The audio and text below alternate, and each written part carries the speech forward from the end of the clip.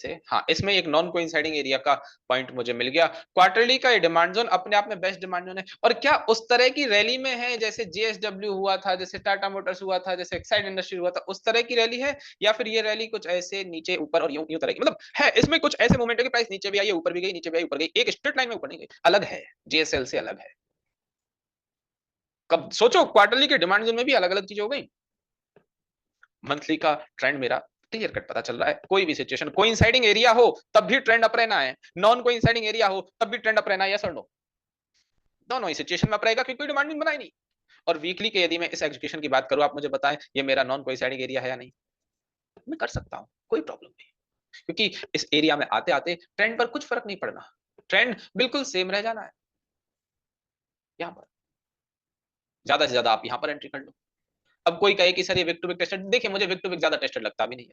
ये किसी को विक टू विक टेस्टेड लग रहा है कि हाँ विक टू विक टेस्टेड है, बट कोई कहे कि सर मैं इसको विक टू विक नहीं मार्क करना चाह रहा, बिल्कुल भी मेरा दिल नहीं मान रहा इसको विक टू विक मार्क करने के लिए, sorry body to wick trade करने के लिए मेरा दिल नहीं मान रहा क्योंकि ये विक टू विक टेस्टेड लग रहा है। पहली बात तो कि ये विक टू विक टेस्टेड है, बट ये मार्क करने लायक तो बॉडी टू विक ही है, ट्रेंड इसके सपोर्ट में है। पर आपके मन में डाउट आ गया, जहां डाउट आ गया वहां से क्लियर कर लो। आप रात के अंधेरे में कहीं जा रहे हैं, आपको डाउट आ गया, 3 रास्ते हैं, जिस रास्ते पर मैं चल रहा हूं वो मुझे थोड़ा सा डाउटफुल लग रहा है, यहाँ आगे खतरा हो सकता है, आपको दूसरा रास्ता चुनना पड़ता है, नहीं चुनना पड़ता?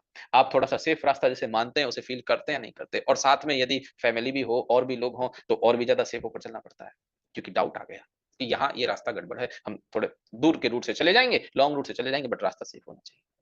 तो वो लॉन्ग रूट देख लो ना, मंथली पर कुछ नहीं, ठीक है, डेली पर फिल्टर कर लो, डेली के ये एरिया तक आते आते भी, डेली का ये एरिया है, मैं इस वीकली के इस एरिया को मार्क करता, बट ठीक है डेली के इस एरिया को देख लो, क्या प्रॉब्लम? हमें फिल्टर करके जाना ही तो था, यहाँ देख लो, ये देख लो। और नीचे एक ही डिमांड है, यहाँ तक आते आते भी ट्रेंड जो है वो मेरे फेवर में है।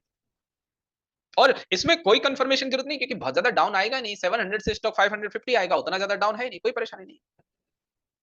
इस वजह से उसको नहीं किया। मेरा मेरा इसमें थोड़ा ऐसे मन था वीकली पर कि यहां मैं एंट्री करूं और स्टॉप लॉस यहां रख लूं, इस तरह से मन था, थोड़ा पीछे वाले एरिया को साथ लेने का, बस और कुछ नहीं।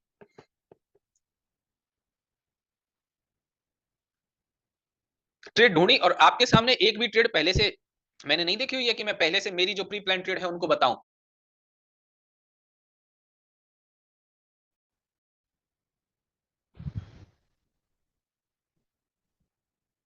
कर सकते हैं तान्या, बिल्कुल कर सकते हैं, कोई प्रॉब्लम नहीं।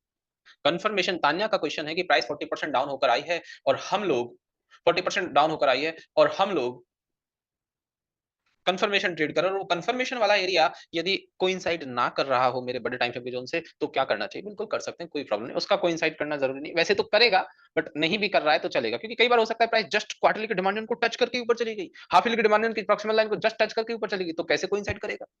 ठीक है चलेगा, वो आप थोड़ी सी ऐसे देख लो कि यार वो अच्छा स्ट्रॉन्ग ऐसे हो कि जब ऐसी कोई सिचुएशन है तो उस कंफर्मेशन वाले का स्टॉप लॉस भी थोड़ा क्वार्टरली के डिमांड थोड़ा सा नीचे रख लो, वो सिचुएशन टू सिचुएशन डिपेंड करता है। चलिए देखिए, गैप गैप थ्योरी हम आज पढ़